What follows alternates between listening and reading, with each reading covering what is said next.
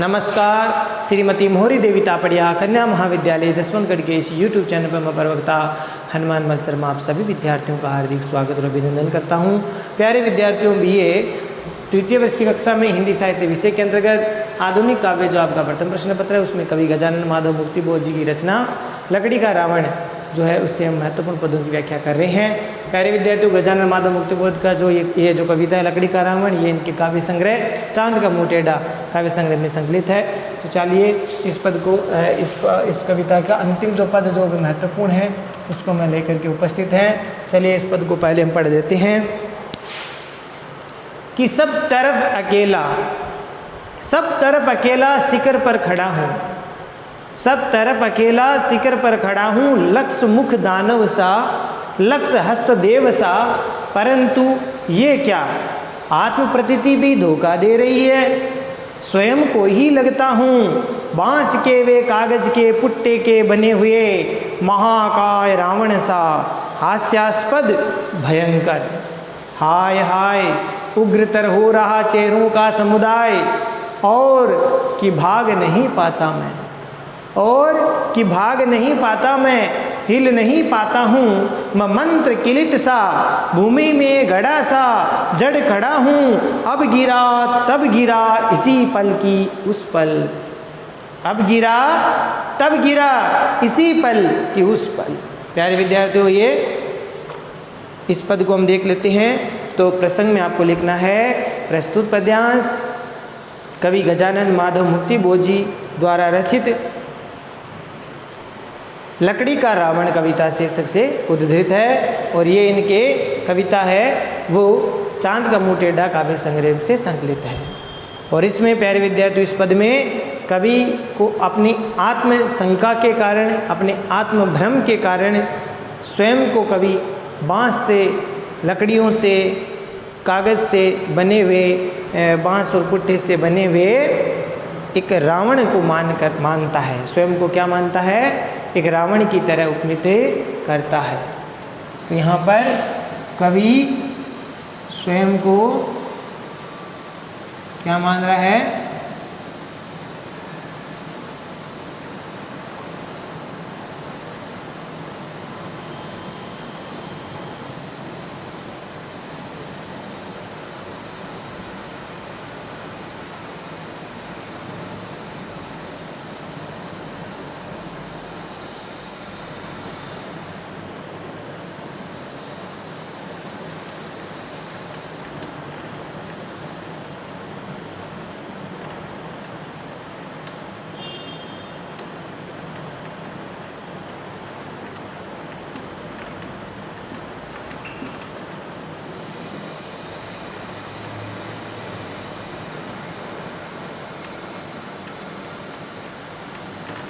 इस तरह से अपने आप को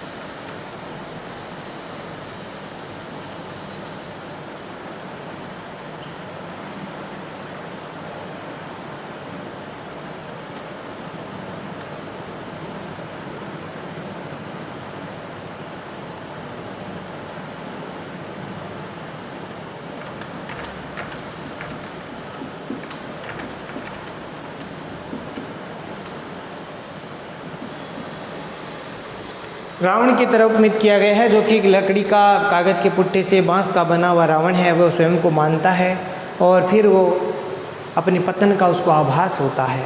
जैसे रावण को आभास हुआ जब राम की सेना लंका तक पहुंच गई, और जब राम और रावण का जब युद्ध चला तो उस समय उस युद्ध में रावण के कई सारे योद्धा है वो राम ने मार दिए, वध कर दिया।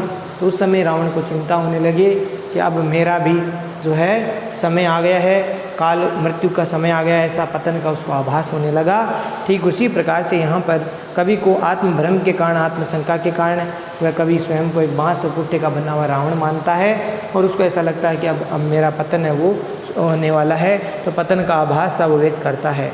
और इसी संदर्भ में जो दृष्टा या कवि यहाँ पर कह रहे हैं कि सब तरफ अकेला शिखर पर खड़ा हूँ।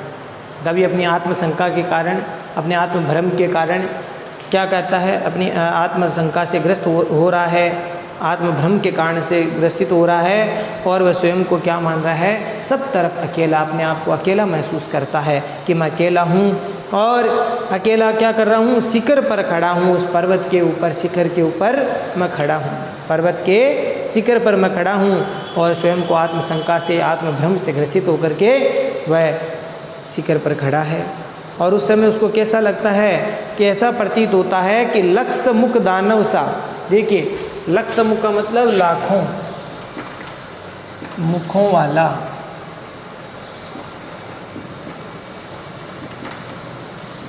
दानव राक्षस समान, लक्ष लाखों, हाथों, हस्त मने हाथों वाला, देवता, देव मने देवता, सा मने समान, देवता के समान। ठीक है, शिखर का मतलब पर्वत की चोटी। आत्मप्रतीत मने आत्मविश्वास, आत्मविश्वास या हृदय का विश्वास। प्रतीति का मतलब होता है विश्वास। स्वयं को ही लगता है बांस के महाकाय माने विशाल आकार के, विशालकाय, विशालकाय बड़े शरीर वाले।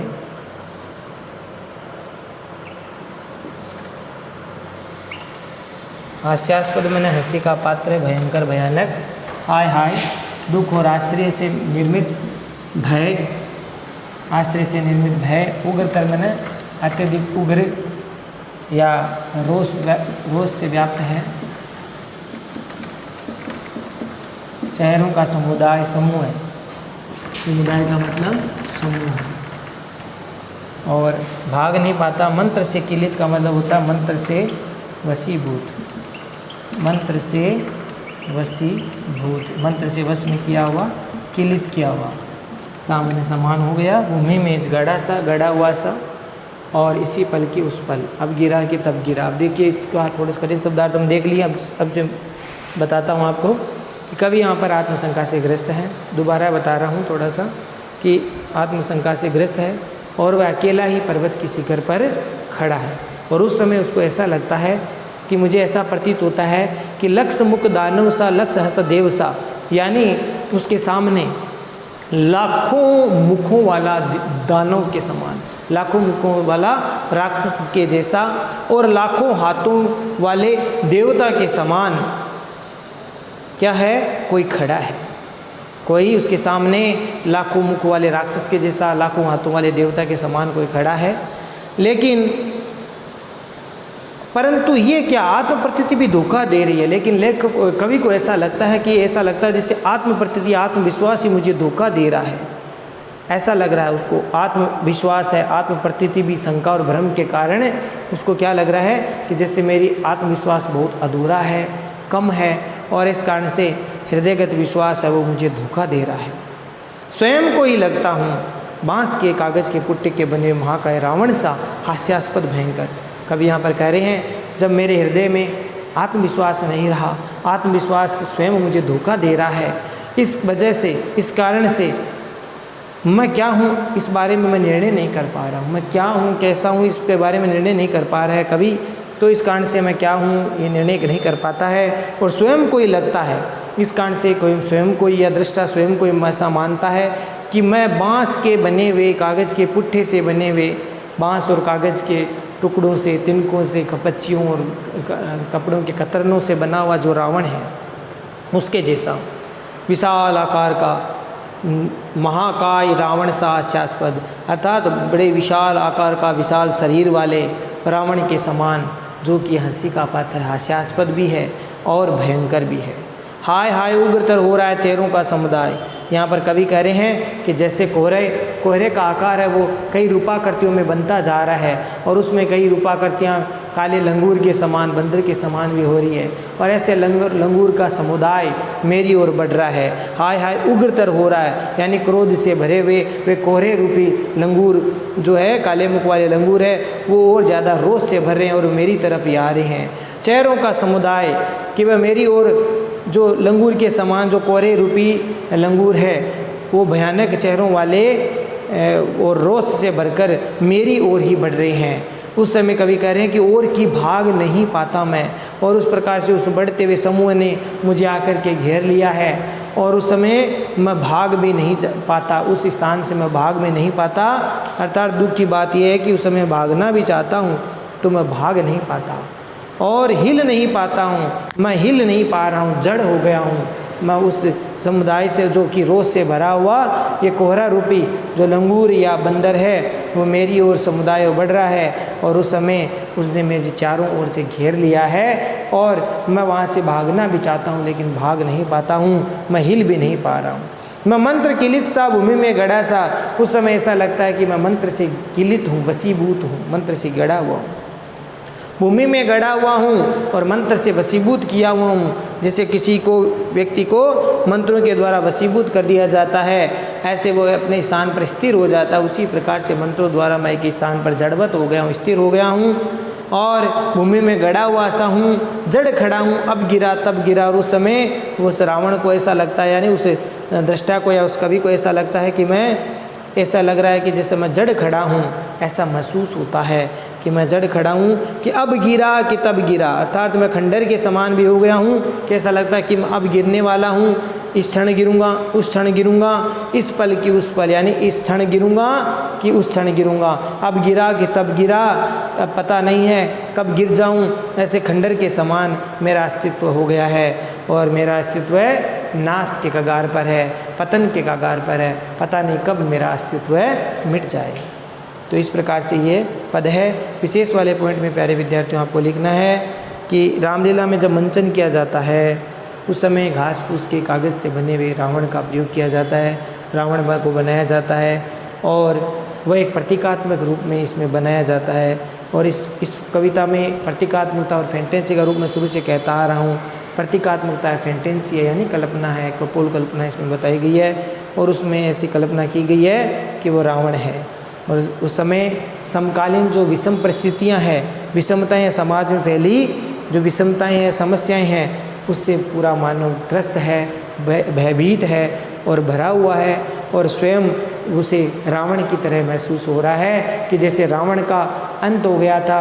जब राम लंका तक पहुंच गए तो रावण को भी जैसे जैसे राम ने उसके महान दैत्यों को, महान वीरों को वध कर दिया था, उनको मार दिया था, तो रावण को भी ऐसा आभास होने लगा कि अब मेरा भी समय नज़दीक आ गया है, अर्थात मैं भी पतन को प्राप्त हो जाऊंगा। ठीक उसी प्रकार से आज का जो समय, कवि का जो समय बताया है कि उस कवि स्वयं को महसूस करता है कि वर्तमान काल के समाज की विषम जो समस्याएं हैं उनसे परेशान होकर के, उनसे भयभीत या भर कर के मानव भी स्वयं को रावण की तरह ही मान रहा है, रावण की तरह अपने आप को घिरा हुआ मानता है। उसके जीवन में निराशा, वेदना, पीड़ा और पाप बोध की समस्या से वो ग्रस्त है। उसके जीवन में दुख है, पीड़ा है, पाप ग्रस्त से की समस्या से वो ग्रस्त है। इस प्रकार से वह स्वयं को रावण की तरह पतन वाला मानने लग गया है। और अलंकारों की बात करें तो प्यारे विद्यार्थी, उपमा, काव्यलिंग और उपमा, काव्यलिंग सास ही आया है तो उपमा अलंकार है, काव्यलिंग कारण से एक बात बताइए और अनुप्रास तो है ही है। ये अलंकार हो गए, भाषा तत्सम तद्भव शब्दावली से युक्त है और भावाभिव्यक्ति प्रखर है, प्रतीकात्मकता लिए हुए भावानुभूति इसमें प्रकट हुई है कवि की। तो आशा करता हूँ प्यारे विद्यार्थियों ये जो पद आपको ठीक से समझ में आ गया होगा।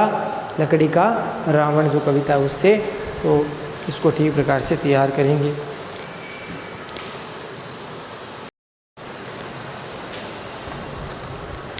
प्यारे विद्यार्थियों आज के लिए बस इतना ही। अगले वीडियो में पुनः उपस्थित होंगे।